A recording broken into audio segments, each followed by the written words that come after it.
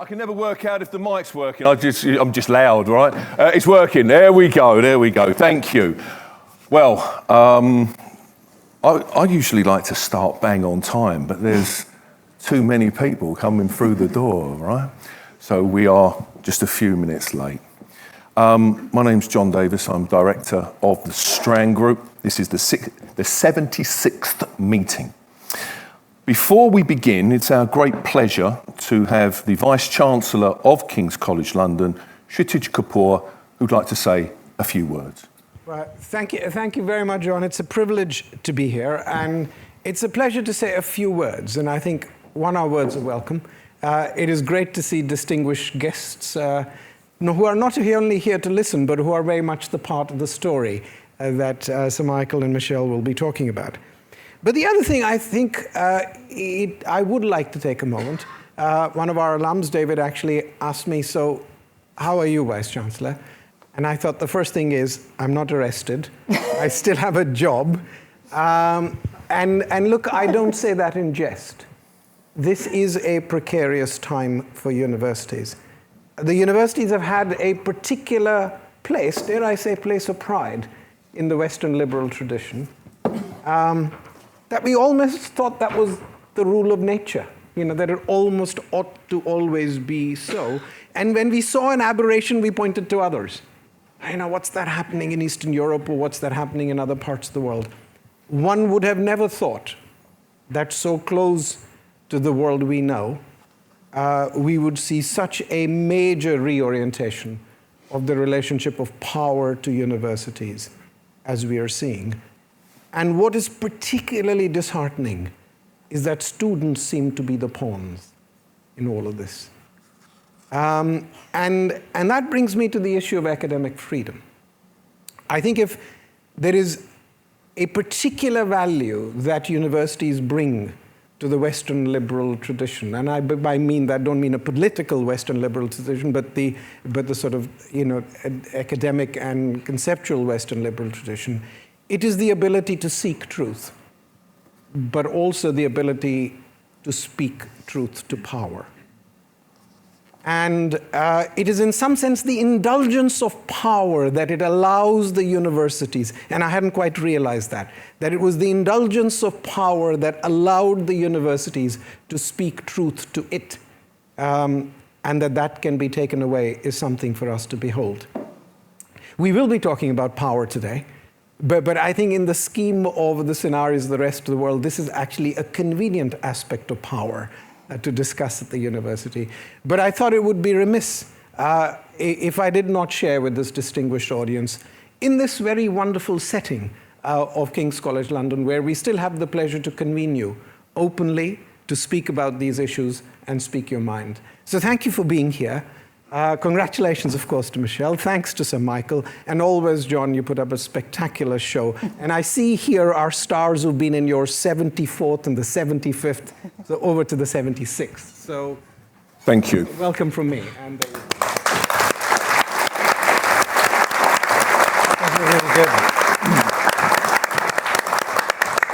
After those serious, somber words, let's go into a different gear, shall we? So this is, as some of you may imagine, a very great honour and a massive pleasure for me to chair this particularly special meeting. For me, tonight is a celebration to mark the launch of Dr. Michelle Clement's new book, The Unfathomably Timely, The Art of Delivery. This session will see Dr. Clement give an introduction to her book, followed by a response from our visiting professor, the indefatigable Sir Michael Barber, back in government yet again, then question and answers, and then Dr. Clement is going to sign something like about 200 books. So we don't want the publishers taking any home, all right? So buy a couple. As Martin knows, they make great presents, don't they, Mark? Yeah. Okay. So a decade ago, maybe, give or take, Sir Michael invited me to dinner. He was at McKinsey at the time. He'd finished with the delivery unit, and he was selling the concept of the delivery unit around the world, and dare I say it, making fortunes. And when he invited me for dinner, I thought he's going to offer me a job. Never. And Michael turned up, and I was, salivating. And he went, I said, he said, I kept a diary. I went, great. What job? What job are we talking about here? And he went, it's a very special diary. It's 600,000 words. And I'm shrugging away, And he went, and I'd like you to have it. And I'm like, oh. Of my time in Downing Street. Oh, okay. And Michael, ever the historian, thought that this might make a good PhD project. And did I know anyone who might be interested? I had an idea. Michelle had been a highly enthusiastic undergraduate. I can see some of her cohort who I'm sure will attest to that, who had won a master's scholarship to work with me, becoming the events manager alongside doing her master's. I thought she would be absolutely perfect, and I can't tell you, not many of my predictions come true, but this one has. Then as now, Michelle is a force of nature, an uncompromising, boisterous, and highly caring colleague. With her first book now and another on the way, she is becoming one of the foremost historians of the New Labour era and a first-rate academic per se. She is also my friend. I told you not to make me cry. I asked Michelle earlier, what was the first time that she came to one of these events? Now, some of you may know, many of you know, that we were over at Mile End at Queen Mary, University of London, for the first 10 years of our existence.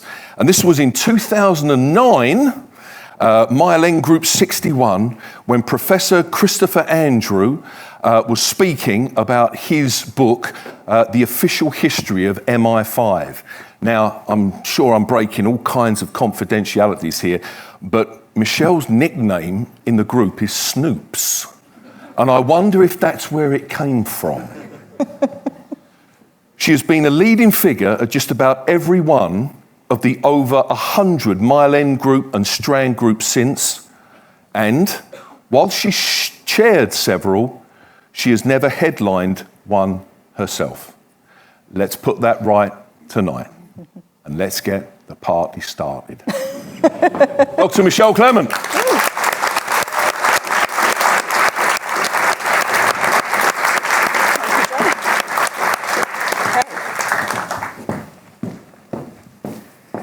God, it's so exciting to be here. And rare that you have such an eclectic mix of guests at an event. I mean, I got married last year. This feels like my wedding and an event and like a party of your family and back in... But it's amazing, and I'm so happy that you're all here. Thank you very much for joining us for this very special book launch, which, as some of you will also know, is delayed because apparently there was a cybersecurity attack on the printer, so someone didn't want this book to come out. But, we've got there in the end.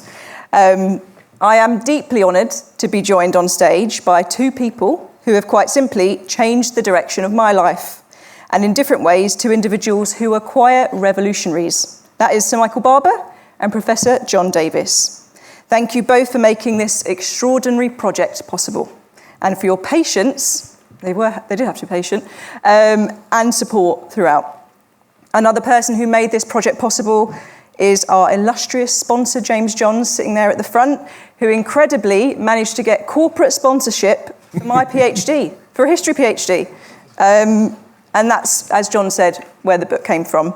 So thank you, James. My thanks also go to my colleagues in the Strand Group who support me through everything. They're sort of, like a second family to me, and for making this evening happen and all the changes. Martin, especially you. And to my publisher, Biteback, particularly Olivia, James, Suzanne, and Nell, who's over there. So she'll be the one selling the book, so buy them, please. Right, before I get to talk about the book, I want to start by asking any of my current and former students to put your hands up and wave. Any of you who've taken Strand Group classes over the last 10 years, or even before at Queen Mary, please wave at me. Look, there's loads.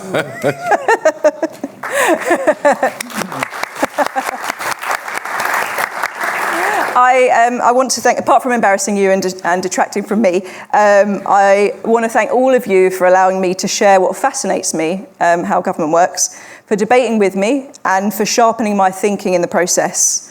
Following in the tradition of Peter Hennessy, who on Matt Ford's podcast I called the Gandalf or Dumbledore of what we do, which is very true, and John Davis. I haven't got a name for John Davis that I can say publicly.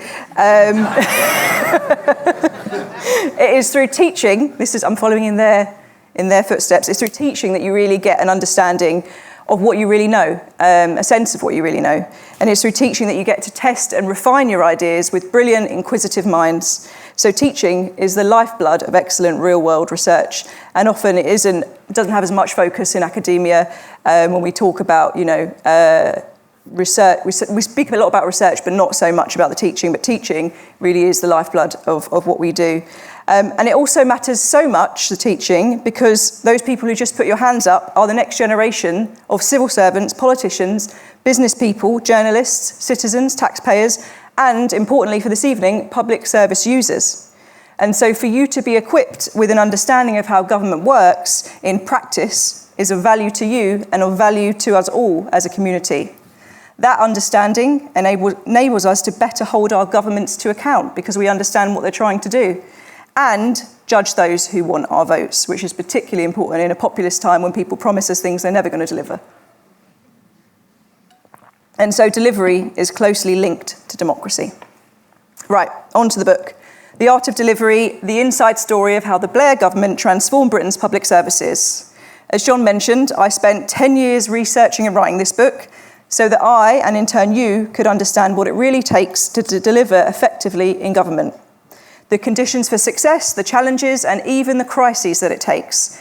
The book tells the messy, unvarnished human story, full of uncertainty, and then over time, slowly, a story of triumph. And learning from history is not just about nostalgia.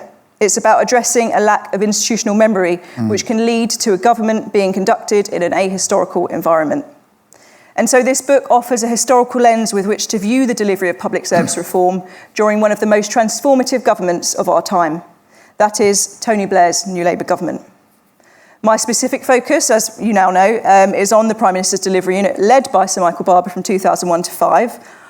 Normally I would refer to Barber, but with Michael right there, I'm going to use Michael as much as I can possibly, because, a bit weird.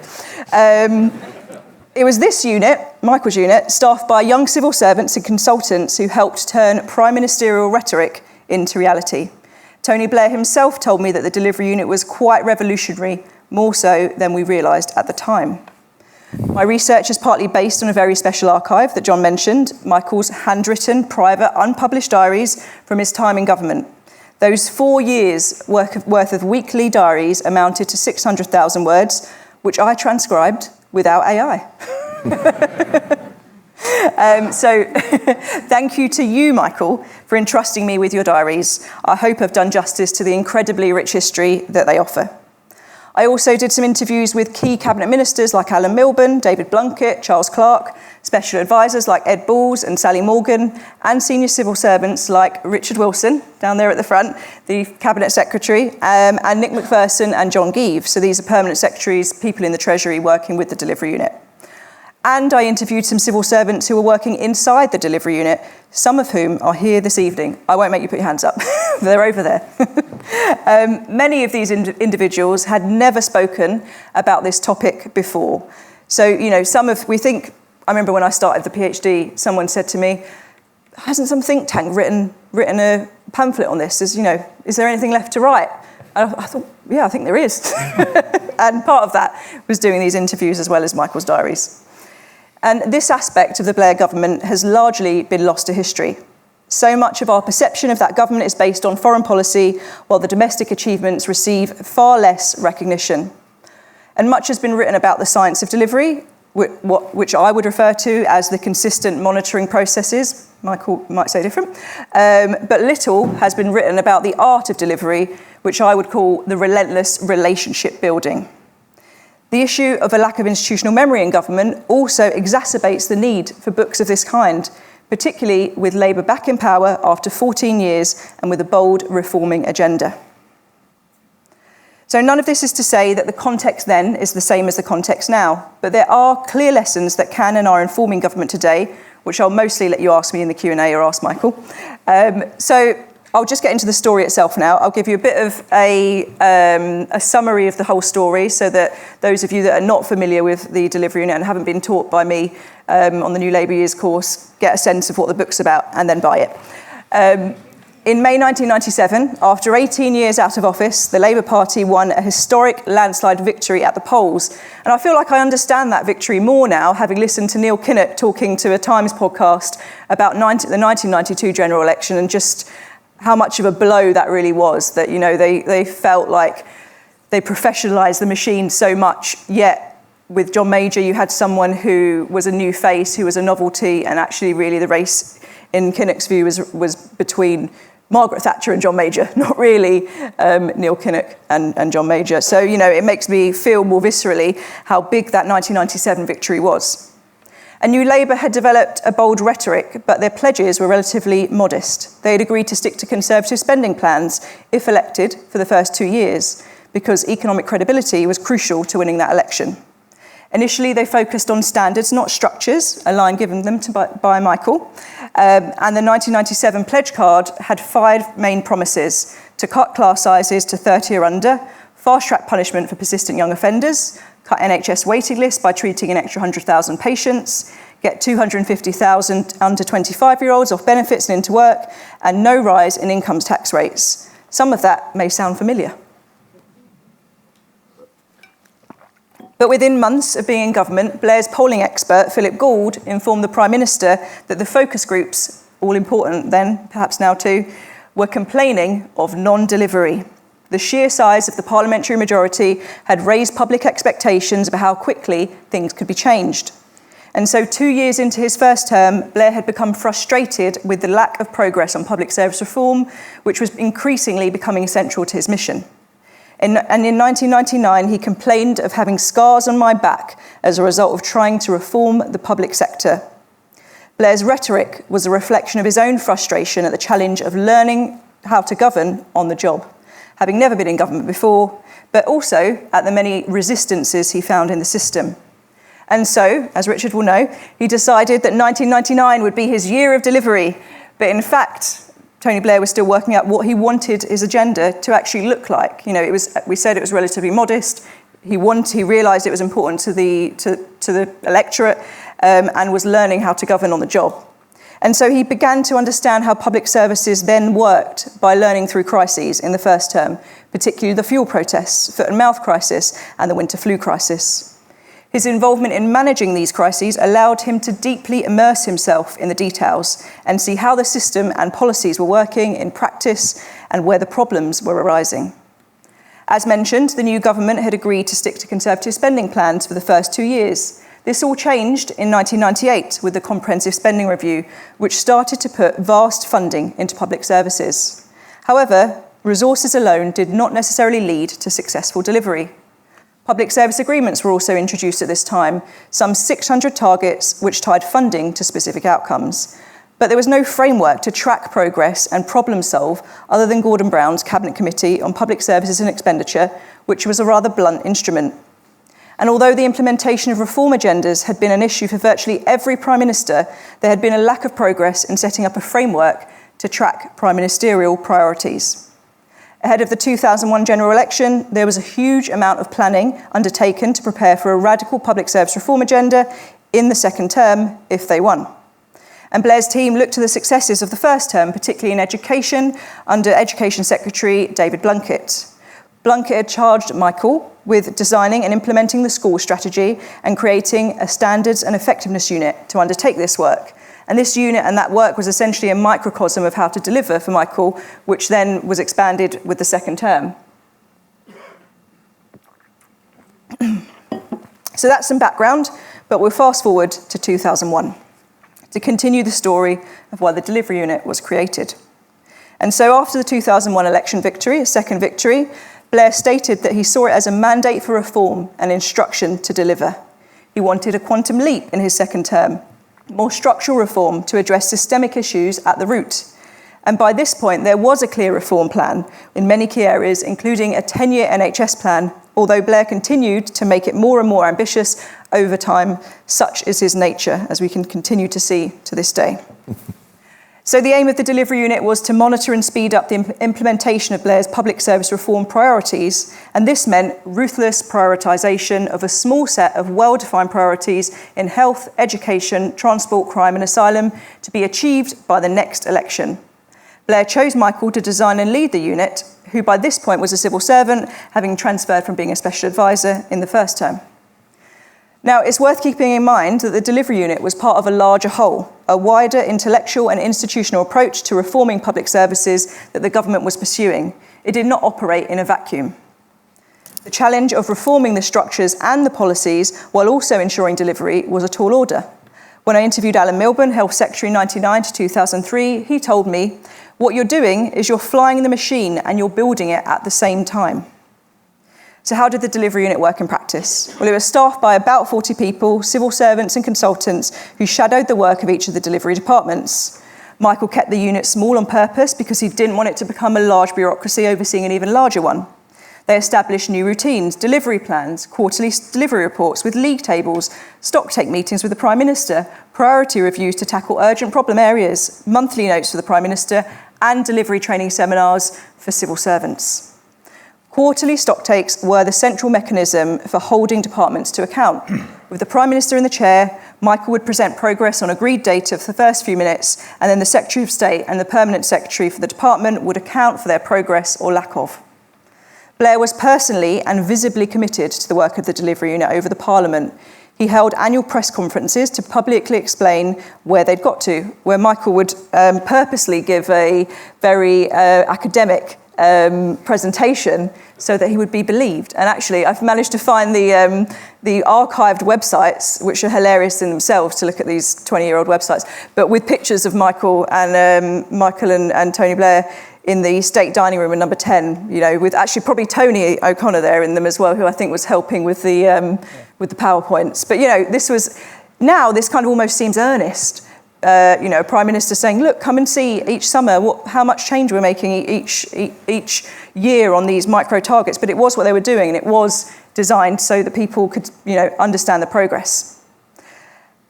As an aside, stock takes represented a new forum for collective decision-making based on agreed data with the key people present.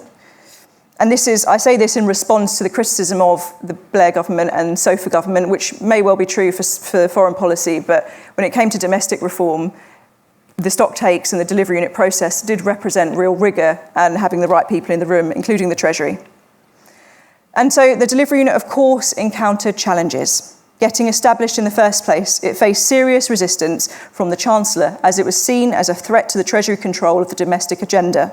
The Treasury under Brown had broadened its remit in the first term to cover the so-called fairness agenda.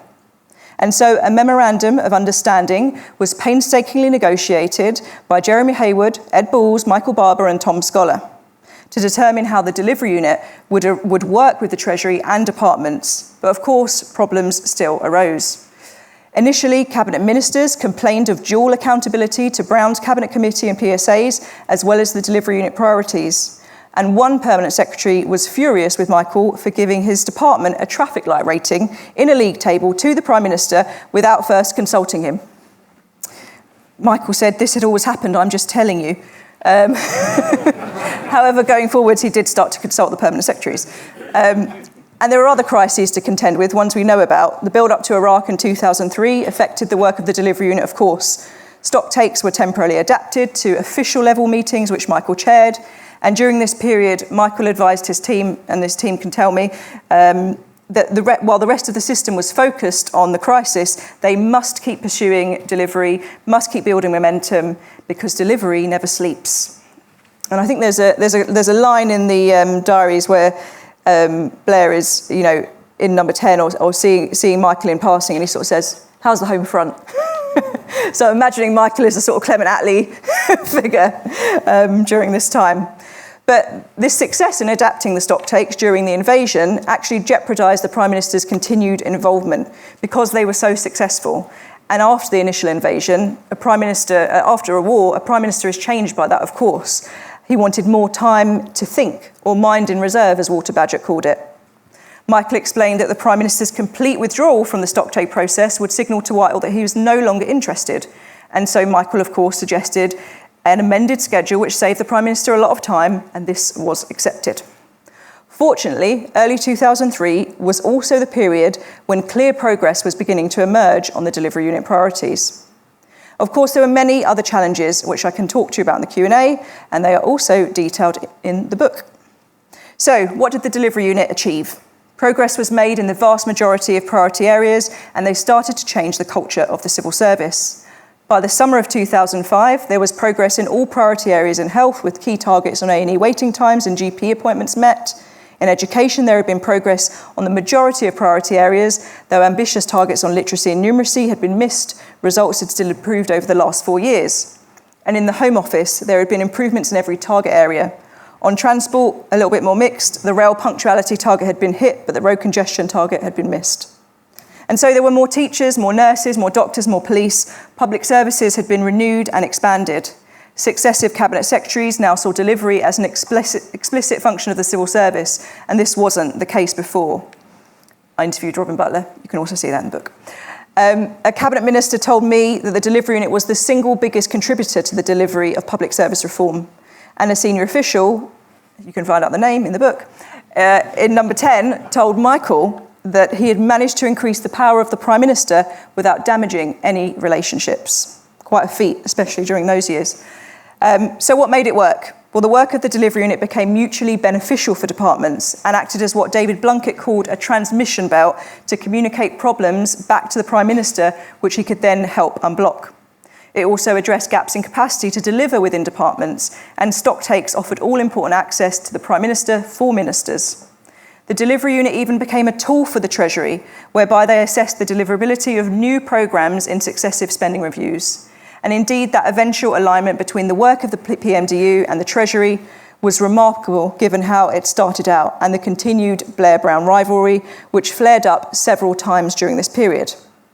The approach of Michael and his team was to be plain speaking, firm, transparent, not to claim credit for progress, and they even had conflict resolution training. In my view, relationships underpinned all of this. Michael and the delivery unit had to simultaneously leverage established relationships with ministers, special advisors and civil servants, build new ones that worked quickly as ministers and civil servants moved on, and many did move on quickly, and be attentive to the shifting geography of power within number 10, the Treasury and delivery departments. Simon Ray, who worked for the delivery unit, said, with the right relationships, we could achieve almost anything, and often did, and without it, we could achieve nothing. And as head of the delivery unit, Michael's ability to form such relationships was critical to the art of delivery, without which the science could not have been fully operationalised. Progress was also achieved due to having a committed Prime Minister who was consistently involved in the routines of delivery and who invested his political capital in their work. David Normanton, a permanent secretary in education and then the Home Office, observed the forensic way in which Blair operated in stocktakes. He said, the Prime Minister was invariably on top of the detail and knew the answers better than the officials in front of him. The delivery unit also helped Blair and departments to find and create levers of power. Some departments brought back in-house powers that had been outsourced to agencies. Finally, the guiding principle that made a real difference, in Michael's own words, was intervention in inverse proportion to success. The better you do, the more we'll leave you alone. I'll leave you with two quotes. Blair's Director of Government Relations, Sally Morgan, told me that the delivery unit drove a different view of what government was there to do, that it wasn't just about policy, it was about getting something done. And to give you an insight into how the Prime Minister evolved as a leader, in February 2002, speaking to a group of his delivery civil servants, Blair said, "You've probably got used to the idea that your career depends on me. I'm just coming to terms with the idea that my career depends on you."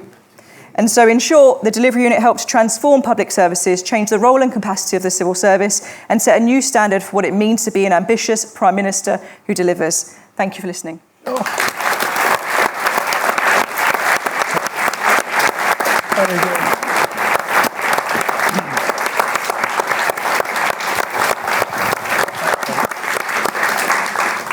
Well, Sir Michael, top that.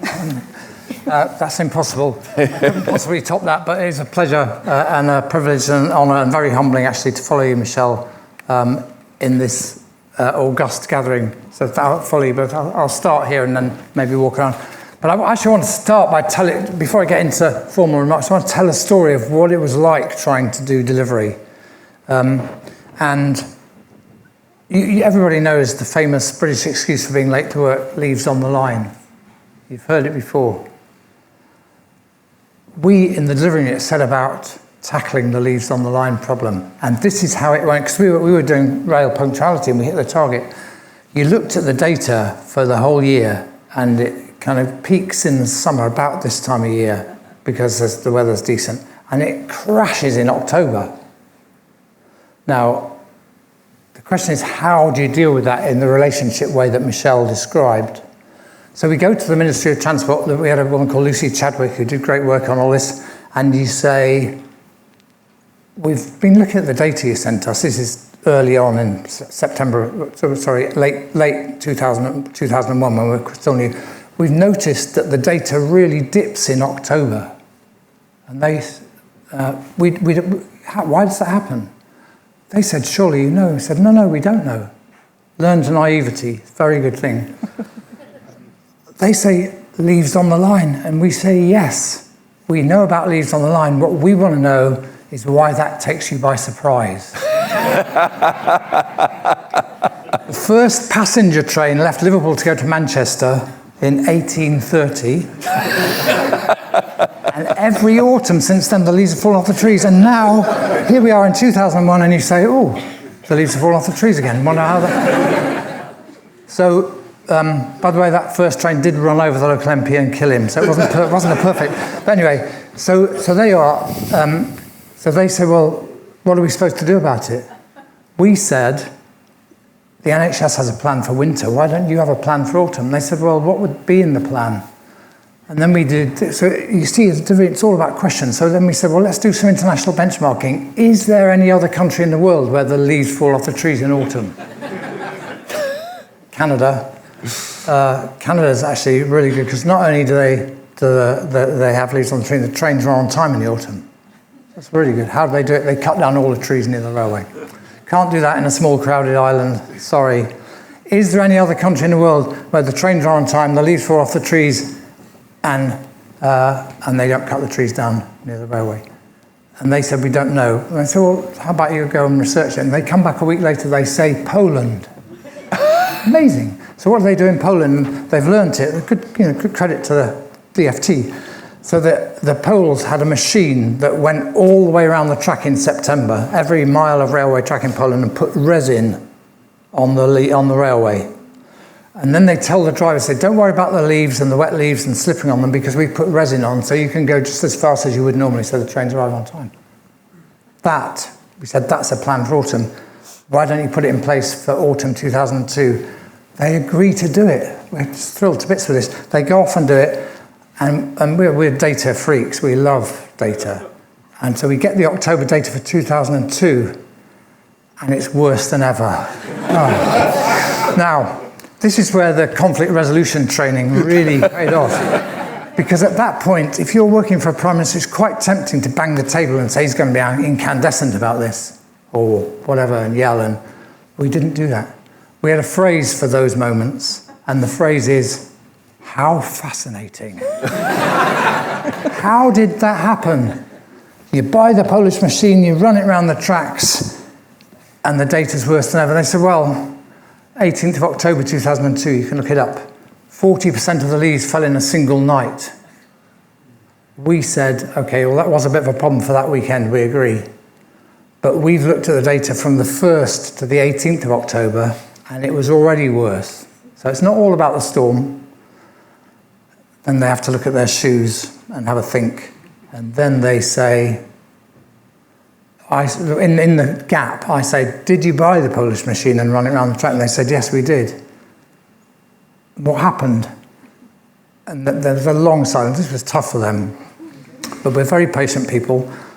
They say, we did run it around the tracks, but we had it the wrong way round. So it didn't put the resin on the tracks, so we couldn't tell the drivers, so when the leaves fell, they start to slow down. Now, what do you say in that situation if you're the head of delivery for the Prime Minister? This is what you say. You say, next year, turn it round. And if you look at the data from 2003 to 2013, the October data improved every single year for 10 years. And by the end of that period, it was almost the same as September and March.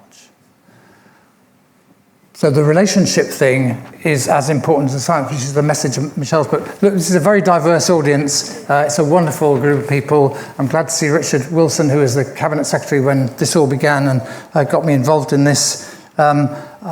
There's academics here, there's academic historians, there's Blair and Brown people, there's civil servants, there's people from the Treasury, there's people from the delivery unit in various parts of this. There's people, I think, from the new Keir Starmer mission delivery unit, which has started really well. And we're here to celebrate the publication of this book and all Michelle's work. And I want to start by saying that The Art of Delivery has been written by an outstanding contemporary historian. I've seen Michelle from right back at the beginning, before we got into the PhD and all of that, become an outstanding contemporary historian. And there's some skills about being a contemporary historian. One is you have to be endlessly curious. Another is you have to be very attentive to the evidence. Obviously, that's part of the job of a historian. You have to be careful in the interpretation of it. And you have to be constantly seeking, because in contemporary history especially, the evidence is accumulating, changing, altering all the time. Michelle does all of that. You have to be insistent on listening. You heard her say she'd interviewed all those people, but you've got to interview them and listen, not just listen, but actively listen. Michelle does that brilliantly. And then you've got to learn and understand and go back and ask further questions, and she does that. The other thing you have to do as a historian, which people forget, is you have to be able to imagine. Because you have to imagine yourself into circumstances you've never been in. So imagination and history go together, whereas we tend to think of fiction and fact as alternatives. But imagination is fundamental. And again, Michelle's able to imagine herself into other people's shoes. And then finally, you have to be capable of judgment and writing about it. And I've no doubt that Michelle has written about it quite beautifully. But I want to say one thing. I'm recommending a book that I've never read. Michelle asked me if I wanted to read it before.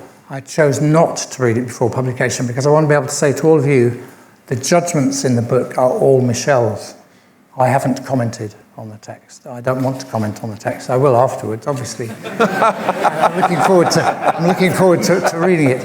But the contribution was the diary, and you've heard about the diary from John and Michelle, but I won't go. But for the family, this was quite a challenge. So I work hard all day, all through the week, and sometimes at weekends. Occasionally we used to get phone calls from, there's that dreaded moment when they go, it's Saturday morning, it's 9:15, and the phone rings, and they say, it's the switchboard here, we've got the Prime Minister for you.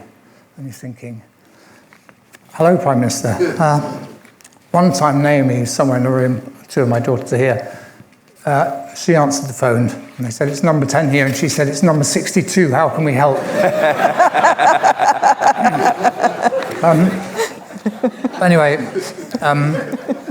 So having worked flat out all week, I then come home at the weekend and spend hours writing my diary. Drove my wife, Karen, crazy. But it was worth it for two reasons. One is you learn. You learn as you go, because making explicit your own learning is the best way of learning anything. It was profoundly important from that point of view. And I'm a historian, and I wanted a record of it. And eventually, my diaries will be in the Bodleian at some point, and they'll be made public. But right now, they're just in a big packing case. But Michelle's transcribed them, which was really helpful and a great contribution. The book covers an amazing time. You've heard about it from Michelle. I won't go over it. But I loved that time. I don't want to compare. It's hard to mention Churchill in this, but I just want to take a quote from him. At the end of the war, he sat next to a young woman at dinner, and she said to him, so, Prime Minister, what was your worst moment in the war? And he looked at her, he put his hand on her arm, and he said, you don't understand, my dear, I loved every minute of it. And when I look back on that time, I loved every minute of it, even the stress, even the moment when things were going wrong, even when I was tearing my hair out trying to help people improve the quality of railway punctuality. Whatever it was, I loved every minute of it. But it was very demanding. I do remember that. I remember the people I worked with in the delivery unit. That was a fantastic team. I remember the people I worked with in number 10. The Blair team was outstanding to work with. It was such a pleasure and a joy. They used to make me do that press conference that Michelle worked with. And Alistair and then Godric Smith, who came after him, they said, when you do the press conference, it's got to be really boring. Just show them a lot of graphs. Tony drew them all. In one of them, I don't know if this is in your book, Michelle, in one of them, I asked Tony to come and sit with the journalist, and he sat next to the Sun correspondent. And every time I put one of Tony's graphs up, the Sun correspondent went, bullshit. Through about 30 graphs, and the Sun correspondent had no idea that the person who'd drawn the graphs was sitting right next to me. And I can say with confidence, Tony, they weren't bullshit, they were fantastic. But anyway, the point was, my job was to be boring, and then I'd get called a mole who'd been released from the basement of Downing Street for an annual, and then Tony loved it, because he was brilliant at those things. And at the end of it, when Tony wanted to go, but he never liked to end it if they didn't want to. So he said, perhaps Michael should do his presentation again. And they all went, no. So then he could clear them out. But that was I knew I was doing my job, which was to be boring, and I loved it. But there were lots of things like that. That was a fantastic team to be part of. And I just want to finish by saying some things about the book. I really look forward to reading it. I'm looking forward to finding out what we did, how we did it, what others thought, what worked, what didn't work, what more we could learn from it. A.J.P. Taylor, one of my favourite historians from back when I was a student, has this beautiful line that historians learn from the past, from the mistakes of the past, how to make new mistakes. Everybody can read the book. There will be many more mistakes to be made in the future, but the current mission delivery unit that Keir Starmer set up, I think will be a big success, and it will have a lot to learn from that. So I want to finish on this. Last year I was fleetingly in hospital with pneumonia, a few days. Obviously you get time to talk to the nurses and they ask you what you do or what you did. And I was talking about the delivery, and I said, do you remember all those targets and the A&E department, and when nobody waited more than 4 hours? Do you remember? She said, yeah, I remember. She said that was the golden age. And I said two things. One is, that's not what you said at the time. And the second is, golden ages don't have to be in the past. And one of the risks with history, Michelle mentioned this, is you get nostalgic. It was a fantastic time in my career, but there's no need for nostalgia. We can have a golden age in the future. And our job, Michelle mentioned this as well, I want to finish on, in the era of populism and strong men and people losing faith in democracy, progressiveness, all of that, in an era when people are losing faith in it, the antidote to all of that populism is serious delivery. And I hope that people, not just in this country, not just in this government, but all over the world, will read Michelle's book, learn the lessons of delivery, and show people, show citizens that we can deliver and we can make a better future, and the golden age could well be ahead of us. Thank you, Michelle.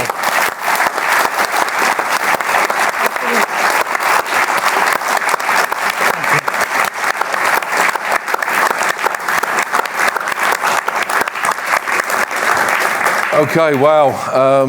In the presence of greatness, I would say. Right, we've got about 20 minutes for questions. Can I have clear hands up? Make it clear to me. Can I have a name? Can I have an affiliation? And that's about it, really. Right there, the first gentleman there. Keep your hands up, and I'll in the middle there, please, Emilia. Afterwards. No. First up, right at the back, over there. That's it. Second one there, in the middle. Just put your hand up for Amelia to see, please. Hello, yes, I'm Nathan Lloyd, currently working at a think tank called the Cultural Policy Unit, but previously worked for the Tony Blair Institute and Andrew Adonis. Now, one of the names that we haven't heard this evening is actually Andrew Adonis. So I was wondering, at that time he was head of the Policy Unit at Number 10 and was ultimately, in my view, my biased opinion, was one of the greatest post-war reformers. So I was just curious about the relationship that he had with the delivery unit and whether you have any reflections on that. Thank you. Sure. Okay, yeah. I agree, Andrew is a fantastic reformer. He was the archetypal Blairite, I would say. Brilliant writer, brilliant, rapid thinker, great friend on a personal level of mine, and a great friend of delivering it. And Andrew and I worked together all the way through that time with Jeremy Hayward, whose wife Suzanne is here. So, and when there was a spending review to be negotiated in 2002 and 2004, Andrew and Jeremy and I were the number 10 team that used to go and meet Ed Balls and Nick McPherson and others in the Treasury. So Andrew was a very close colleague, very supportive of it all the way through. And as you say, he was a great reformer. And as you know, he went on to become an education minister and do great work there. So total fan of Andrew's. Lovely. Middle. Hi there, I'm Joseph. I'm currently at the Tony Blair Institute. Were there occasions when you found that you didn't have enough data, and do you think that if you'd had more data, you would have made a better decision? That's a really nice question. I mean, you could always get more. At the beginning, there wasn't enough data. A lot of the first year, Tony will remember this, was getting the departments to A, collect the data, B, make sense of the data, C, share it with us, and we battled with them and all of that. So at the beginning, we often had not enough data. What we did, though, this is important part of the tactics. If we didn't get enough data, we still reached decisions on whether they were doing well or badly. So, and the idea was that you can't stop us making judgments on you by not giving us the data. But if you want us to make good judgments, you have to give us the data, but we're going to make judgments anyway. That's what the row with the permanent secretary was about in October 2001 that was mentioned. He thought I'd reached a rapid judgment that had several of his targets red. And I said to him, but prime ministers have always made judgments about permanent secretaries right through history. The only question is what evidence they have when they make that judgment. If you want to change those things from red, give me some data and make it move, and then we can change them. So we were bringing evidence-based government to the heart of decision-making, basically. But yes, and lots of things have got more difficult since then. Social media makes all the media much, much harder. But the one thing that's improved is the quality of data in government, and more real-time data is there. So we would have got Michelle mentioned we didn't get there on the road congestion target. That's because the data collection system at the beginning was absolutely ludicrous. I don't know even if I dare tell you the story. But by the end, they were tracking every motorway in real time, every road traffic accident, and it was beginning to improve. So there were places where you could have done more with more data, absolutely. And that what I was getting to and debating with the Treasury at the end was the relationship between the outcomes and the inputs, the money. So could you get some productivity judgments and have reliable data on that? That's still a bit of a nirvana in the future, but it would be fantastic if you could get there. The art of delivery side of that is helping the civil servants to believe that the data can even change as well. Transport in particular didn't really feel that they had the levers of power to make a difference to the data, and part of that was, yes, collecting better data, but part of it was getting them to believe that it could change. Yeah, well, it's all about attitude, or lots of it. So the transport position at the beginning was, we've privatised the railway, how can we possibly influence it? And we said, we the taxpayer spend a lot of money on the railway, subsidising it in all kinds of various ways, quite big chunks of money, not by any means all the revenue, but big chunks of money.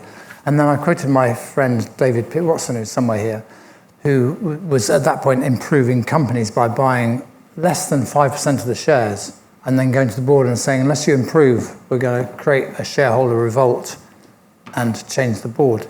And then they would improve.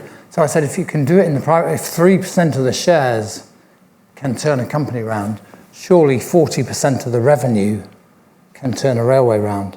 We're the investors in the private railway, and our job is to make sure we get a return on that investment. And they did change their attitudes over time, but you have to constantly argue these things. Thank you. Down the front. Yeah, Tony O'Connor, affiliation. Michael, PMDU, X. On data, just a point to pick up on it. We never had enough data. We could always done more. The problem we've got now is actually there is too much data, and it's the veracity of it that's the issue. Because you actually need to know exactly whether it's the right data to understand whether or not it's driving the delivery of what you're doing. However, a question for Michelle. You've gone through 60,000 words, etc., of whatever, pages, whatever it is. 600,000. 600,000. I was good with numbers. Too much data. What was the bits of the diaries that were too amusing to put in the book? Too amusing. Well, I mean, too amusing. I think I used the amusing stuff. I mean, there's a line from actually it was Jeremy Hayward. I think it was probably June or July 2001. They're just trying to get the delivery unit underway, and they're facing resistance from Gordon Brown and the Treasury. There's briefing in the newspapers. There's worries about, basically the Treasury flexing. And Jeremy, he is the midwife. He was the midwife of the delivery unit. Who's the original. He brought it into life and made it happen. But he tells Michael about some of this. Clearly, he's just been absorbing it and trying to fix it rather than giving Michael all the details. And then Michael's obviously concerned. But Jeremy says, "Oh, we should have announced it a week ago. The rats have got at it."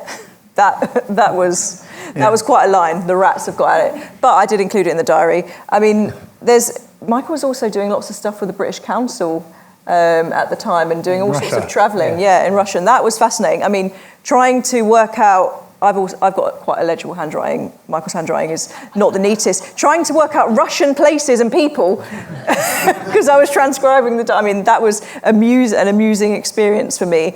But really, it was just phenomenal. It was like sort of putting your head into the pensieve and reliving what it was like at the time through these handwritten pages. Gentleman there. Simon Case, I used to work in government. Actually, Michelle, I wanted to ask you about the experience of being a contemporary historian. Actually, Michael sort of described how he had sort of witnessed you grow and develop as a contemporary historian. I wonder what your reflections are on the art and skill of being a contemporary historian through this exercise that you've been through.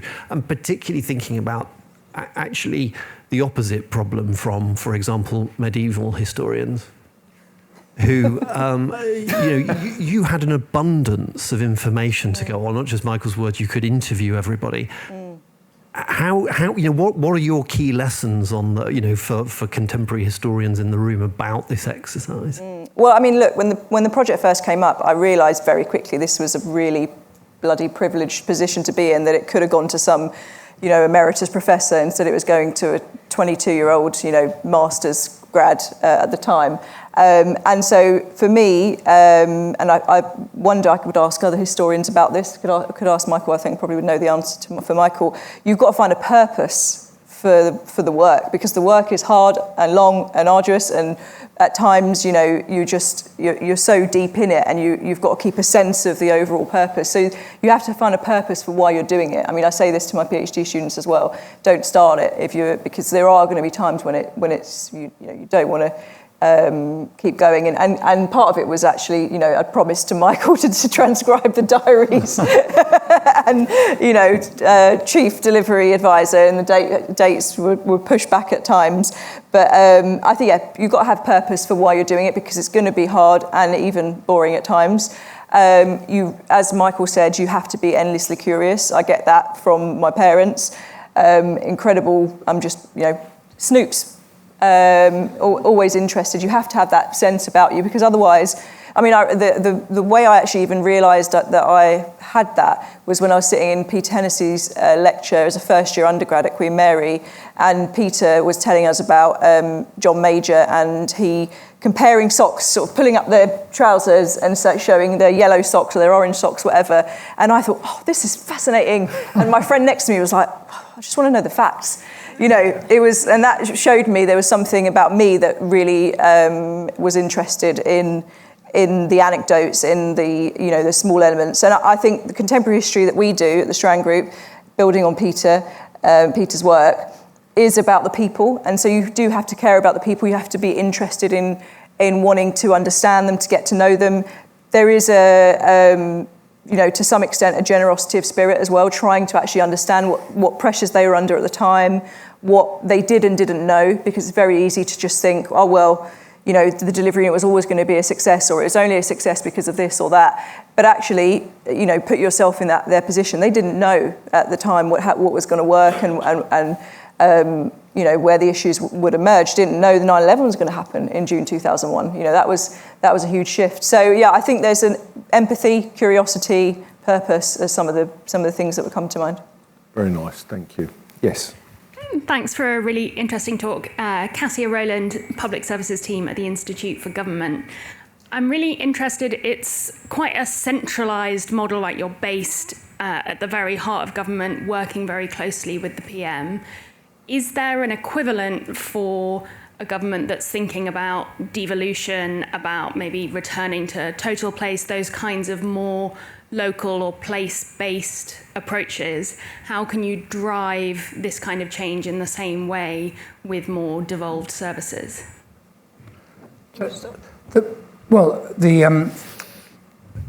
Seeking whatever organisation you are, whether you're a mayor of an American city or Prime Minister Blair or Prime Minister Starmer or all the prime ministers in between, you have an agenda, you've talked to the public and you say we're going to do this. So delivery applies to wherever you are, for the most local place, even a parish council for that matter, right to government. And you can, I don't want to talk about the colleagues and I have done work in lots of countries since that time. So we work with 25 American cities on climate change, funded by the Bloomberg Foundation, to reduce their footprint, their carbon footprint in a massive way. They had some climate experts and they had us as delivery experts, and they all made massive progress. That was during and after the first Trump administration.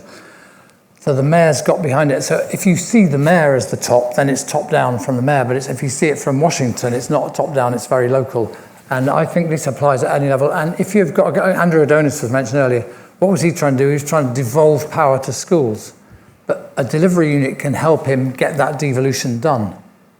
So you're still pursuing the devolution, even though you're doing it from a central position. So it's not always top down. If you want to do bottom-up reform from the centre, you've got to have some kind of process to drive delivery of the bottom-up reform. I did the same thing with colleagues in Punjab, Pakistan, devolving lots of power to very local units. Yes. Thank you very much. My name is Imogen Sharp. I used to be also in government, working in Department of Health.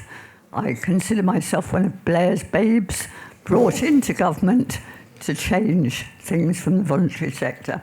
I had responsibility for two of the biggest public health problems of the time. We were accountable to you for the smoking PSA target and the childhood obesity PSA target. On smoking, we succeeded. On childhood obesity, we failed. And this country and others continue to fail. We did set up monitoring mechanisms, unpopular, the childhood measurement survey, which parents hated. But I'm interested in your views of why we failed and why successive governments fail. Well, first of all, congratulations on the success. That was important and changed the country in a really significant way.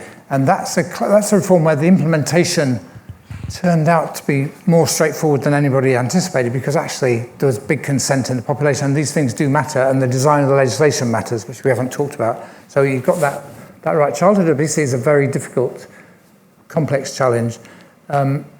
Since your time, we and my colleagues in Delivery Associates, that was founded afterwards, we have worked with the New South Wales government to reduce childhood obesity with some success, and we've worked with the mayor of Santiago de Chile on exactly the same agenda.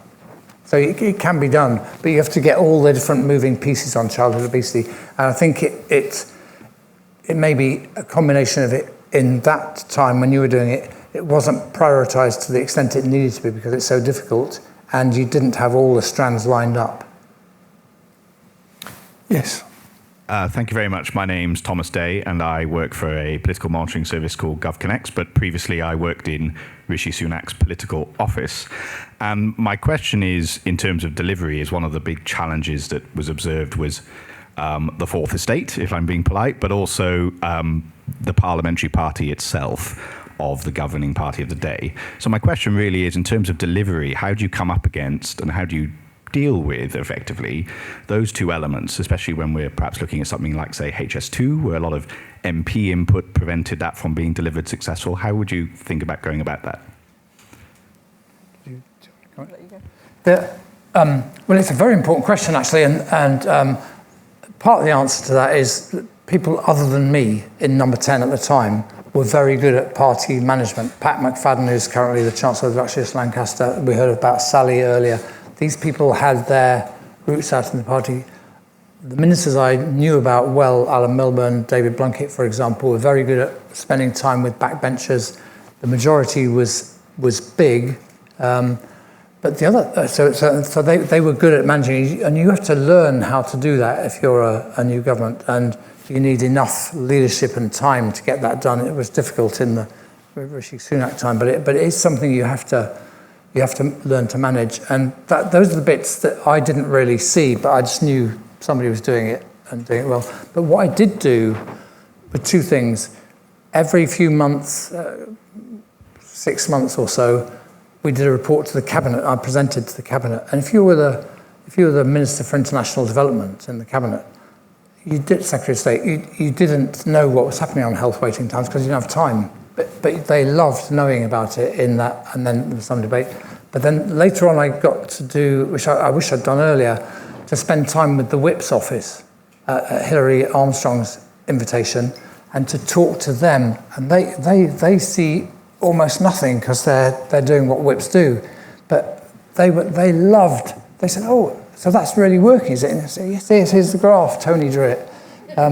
See what I mean? So suddenly so you have to spend time on that to make sure that's all stuff you have to learn. And then again, my friend David Pitt Watson would say, you also have to communicate with the party because governments lose track of the party because they're busy governing. And those are obvious mistakes that you can make. Forget the party, forget the backbenchers, forget the Whip's office. But if you get those things right, you can do it. Amanda Brock, Open UK. I clearly remember 22-year-old Michelle Clement telling me with absolute passion and enthusiasm about some diaries she was getting access to. And I have to say, it's an utter delight to see you deliver your lecture and your book tonight with the same energy. What I'm curious about is if you had one lesson from all that work that you would pass on to the Starmer government, what is it? I think self-awareness of where your gaps are, where you don't have capacity, or where you're not doing, maybe it's telling the delivery story, or maybe it's getting the right people to do the delivery for you, that self-awareness. Because, I mean, often, I think the longer prime ministers and advisors spend time in number 10, the windows get smaller. And I think, yeah, that self-awareness and finding ways to sense check with those outside, I'd probably say there was one thing. Hello, Ryan Wayne from the Tony Blair Institute. I also see myself as one of Blair's babes. 2025, why not? I was really interested by this idea of populism and delivery potentially being an antidote to it. Yeah. So how would you design a delivery unit differently to counter populism, and I guess to make sure that the delivery is felt by people?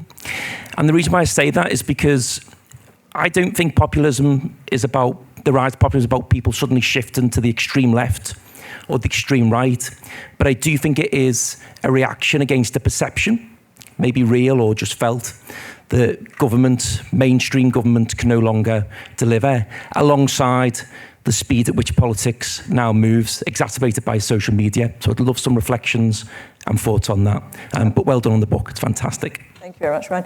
I mean, my initial thoughts is that this happened over time with the original delivery unit. I think you could learn the lessons from that by buying the book. Hand in glove with the people who are monitoring delivery and the people who are doing the comms and strategy. This time, as you well know, there wasn't just a delivery unit, there was a strategy unit, there was a policy unit, and there was an incredible communications team. I think you can be delivering, but people still don't necessarily feel it. We saw that with the Biden administration in the US. So there has to be thought gone into how are you going to convey the story that what we're trying to do, but also what we are doing. One of the examples that some of you, if you heard me on Matt Chorley's show last week, I mentioned how in early 2005, in the diaries, Michael was with Cabinet at a meeting, and they mentioned that actually people are starting to feel delivery, partly because it was mentioned in EastEnders.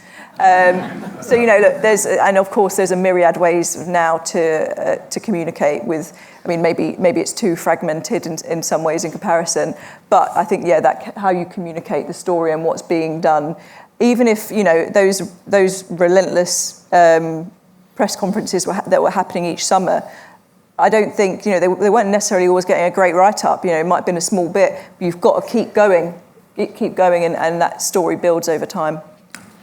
I agree with all of that. You have to, delivery and communication have to articulate with each other. No government can just communicate its way through without any delivery, because in the end there's no story to tell anymore. But equally, you can't just deliver unless you tell a story. And Blair was very good at the strategic, this is why we reform, investment for reform, the 4 principles of public service reform. He made those speeches endlessly. And so he had a story, and then the data from the delivering it was updating the story. And then we were being open in the press conferences, which he did monthly, about where we were on delivery, including setting out when things weren't working. So you have to get that articulation going. And that's not easy to do, because on delivery, once you've got the system working, it's a while before the data moves in a significant way, and then it's a while before people notice that the data's moved in their daily life. So if you look at the National Health Service, I think one of the big successes of delivering at time that Alan Milburn and John Reid were the Secretaries of State was the health waiting time. Nobody waiting more than 4 hours in A&E, nobody waiting, first of all, 6 months for an operation, and then down to 18 weeks by 2007. Nobody waiting for a routine operation more than 18 weeks. Now there are people waiting more than 18 months. But you get that done, and then if you look at the data on opinion polling, the Ipsos Mori data, you find that the health service was the most popular it's ever been in its history in 2007, 8, 9. So after the targets have been met, then the public opinion changes. So your communication and delivery have to articulate, but they also have to take account of the time lags in getting things done, getting people noticing things done, getting the data to move, and then people appreciating it. It's quite a sophisticated challenge, and in the era of social media, it's very difficult. And I mean, just one thing to add is that delivery obviously doesn't happen in a vacuum. So if the government's if its reputation is being affected by the things that are happening, that's also going to affect people's willingness to believe that delivery is happening. Well, that has to be the final question as we draw to an end. Strand Group 76. I apologise for those who've had their hand up for a while, but we have had a lot of questions here. If you do want to ask a question, Michelle has said she'll happily answer if you buy a book. Strand Group 77, which we'll be advertising tomorrow, is another great event where Lord Grade, the chairman of Ofcom, will give a keynote lecture on growth, innovation and the future of the media. So just a small topic there. I did say it's a celebration. The book signing ceremony will be in the arcade, but there is an indoor barbecue as well for everyone. So do stay around and join us.